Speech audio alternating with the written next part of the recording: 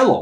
Today I'll show you how to easily and cheaply remove and change the old, damaged earpads cushions on JBL E65BTNC headphones.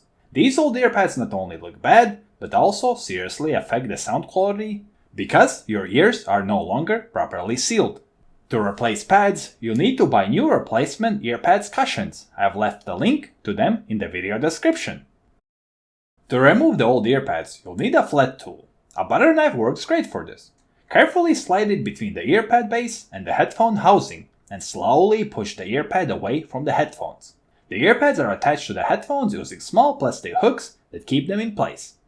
Once removed, take the correct side earpad, put it on the headphones and press it in a few spots and it will click into place.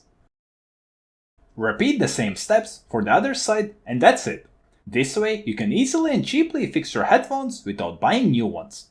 I really like how they look now and most importantly, they will sound awesome again.